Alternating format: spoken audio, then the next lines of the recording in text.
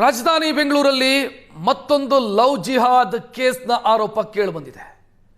ಮಹಾರಾಷ್ಟ್ರದ ಪುಣೆ ಮೂಲದ ಯುವತಿಯನ್ನ ಪ್ರೀತಿಸಿ ಇಸ್ಲಾಂಗೆ ಮತಾಂತರ ಮಾಡಿದ್ದಾನೆ 45 ವರ್ಷದ ವ್ಯಕ್ತಿಯೊಬ್ಬ ಅನ್ನೋ ಆರೋಪ. 25ರ ಯುವತಿ ಬೆಂಗಳೂರಲ್ಲಿ ಕೆಲಸದಲ್ಲಿದ್ಲು. 45 ವರ್ಷದ ವ್ಯಕ್ತಿ ಆ ಯುವತಿ ಕೆಲಸ ಮಾಡ್ತಾ ಇದ್ದಂಥ ಕಂಪನಿಯ HR ಆಗಿದ್ದ. ಕೇರಳ ಮೂಲದ ರಸೀಂ ರೆಹಮಾನ್ ಅನ್ನುವಂಥ ವ್ಯಕ್ತಿ.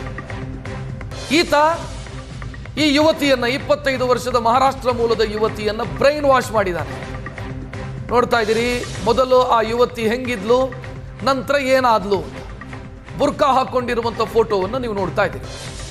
ಈಗ ಯುವತಿಯ ಮನೆಯವರು ಹೇಳ್ತಾ ಇರೋದು ಬ್ರೈನ್ ವಾಶ್ ಮಾಡಿದ್ದಾನೆ, ಧರ್ಮಾಂತರಕ್ಕೆ ಪ್ರೇರಣೆಯನ್ನು ಕೊಟ್ಟಿದ್ದಾನೆ, ಮತಾಂತರಕ್ಕೆ ಪ್ರೇರಣೆಯನ್ನು ಕೊಟ್ಟಿದ್ದಾನೆ. ಆತ ಕುರಾನ್ ಓದಿಸಿದ್ದಾನೆ, ಧರ್ಮದ ಪ್ರಚಾರದ ವಿಡಿಯೋಗಳನ್ನು ತೋರಿಸಿದ್ದಾನೆ.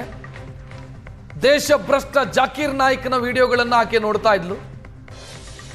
ಆ ವಿಡಿಯೋದ ಕಾರಣಕ್ಕಾಗಿ ಆಕೆ ಮತಾಂತರಗೊಂಡ್ಲು.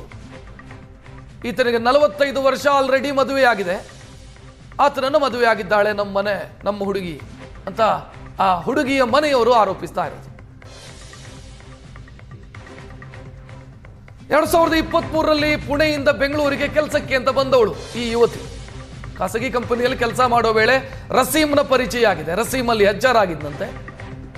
ಪರಿಚಯ ಸ್ನೇಹವಾಗಿದೆ, ಸ್ನೇಹ ಪ್ರೇಮವಾಗಿದೆ. ಈತನಿಗೆ ಆಲ್ರೆಡಿ ಒಂದು ಮದುವೆಯಾಗಿದೆ. ಆದರೂ ಈಕೆಗೆ ಆತನ ಮೇಲೆ ಪ್ರೀತಿ ಹುಟ್ಟಿದೆ. ನಂತರ ಈಕೆ ನಿಧಾನವಾಗಿ ಇಸ್ಲಾಂ ಫಾಲೋ ಮಾಡೋದಕ್ಕೆ ಶುರು ಮಾಡಿದ್ಲಂತೆ. ವಿಡಿಯೋಗಳನ್ನೆಲ್ಲ ನೋಡ್ತಿದ್ಲಂತೆ, ಜಾಕೀರ್ ನಾಯ್ಕನ ವಿಡಿಯೋ ನೋಡ್ತಾ ಇದ್ಲಂತೆ. ಮನೆಯವರು ಕರ್ಕೊಂಡು ಹೋಗಿ ಕೌನ್ಸಿಲಿಂಗ್ ಎಲ್ಲ ಮಾಡಿಸಿದ್ದಾರೆ ಈಕೆಯನ್ನ ಹುಬ್ಳಿಯಲ್ಲಿ. ಕೌನ್ಸಿಲಿಂಗ್ ಮಾಡಿಸಿದ ನಂತರ ಸ್ವಲ್ಪ ದಿನ ಸರಿ ಇದ್ದಂತ ಈ ಹುಡುಗಿ ನಂತರ ಈತ ಮತ್ತೆ ಸಂಪರ್ಕಿಸಿದ್ದಾನೆ ಆಕೆಯನ್ನ. ಈಗ ಆತನ ಜೊತೆಗೆ ಓಡ್ ಹೋಗಿದ್ದಾಳೆ ಅಂತ ಕುಟುಂಬ ಸದಸ್ಯರು ಆರೋಪಿಸ್ತಾ ಇದ್ದಾರೆ. ತಾನು ಪ್ರಾಪ್ತ ವಯಸ್ಕಳು ಅನ್ನೋ ಕಾರಣಕ್ಕಾಗಿ ಆತನ ಜೊತೆ ಹೋಗಿದ್ದಾಳೆ. ಕೋರ್ಟು ಕೂಡ ಅನುಮತಿಸಿದೆ. ಇದರ ಹಿಂದೆ ಬೇರೆಯದ್ದೇ ಷಡ್ಯಂತ್ರ ಇದೆ. ಈಕೆಯನ್ನು ಭಯೋತ್ಪಾದಕ ಕೃತ್ಯಗಳಿಗೆ ಬಳಸಿಕೊಳ್ಳುವಂತ ಸಾಧ್ಯತೆಗಳಿದ್ದಾವೆ. ಇನ್ನು ಝೂಮ್ ಮೀಟಿಂಗ್ನ ಮೂಲಕ ಪಾಕಿಸ್ತಾನದವರ ಜೊತೆಗೂ ಕೂಡ ಈಕೆ ಮಾತನಾಡ್ತಾ ಇದ್ಲು. ಇದರ ಬಗ್ಗೆ ಒಂದು ಸಮಗ್ರ ತನಿಖೆ ಆಗಬೇಕು ಅಂತ ಯುವತಿಯ ಕುಟುಂಬಸ್ಥರು ಆರೋಪಿಸ್ತಾ ಇದ್ದಾರೆ.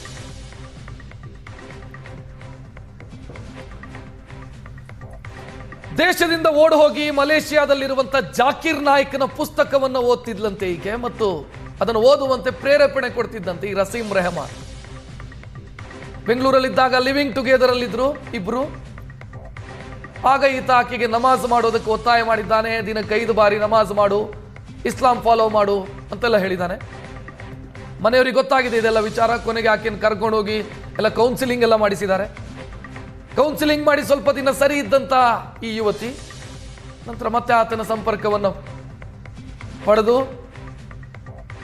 ಅಥವಾ ರಸೀಮೆ ಹೆಬಿಯಸ್ ಕಾರ್ಪಸ್ ಹಾಕಿದ್ದಂತೆ ಕೋರ್ಟಲ್ಲಿ, ನನ್ನ ಮಡದಿ ನಾಪತ್ತೆಯಾಗಿದ್ದಾಳೆ, ಹುಡುಕೊಡಿ. ಸದ್ಯ ಕೋರ್ಟು ಕೂಡ ಆಕೆ ವಿವಾಹ ಯೋಗ್ಯ ವಯಸ್ಸನ್ನ ದಾಟಿದ್ದಾಳೆ ಅನ್ನೋ ಕಾರಣಕ್ಕಾಗಿ ಆತನ ಜೊತೆಗೆ ಹೋಗೋದಕ್ಕೆ ಅವಕಾಶ ಕೊಟ್ಟಿದೆ. Today I am going to tell you about this case of the same like a love jihad, which is same like a Kerala story part 2. Same happened with my sister as well, where I can see that my sister came here in Bangalore to work, and she joined SAP, where she met with Rasim Khan, Rasim Rehman. She was her project manager, as much I know.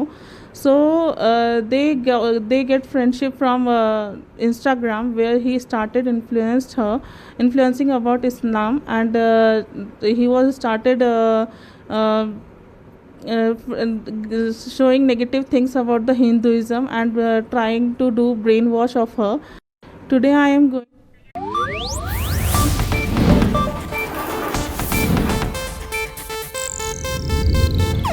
ಇದು Asianet news network ಪ್ರಸ್ತುತಿ.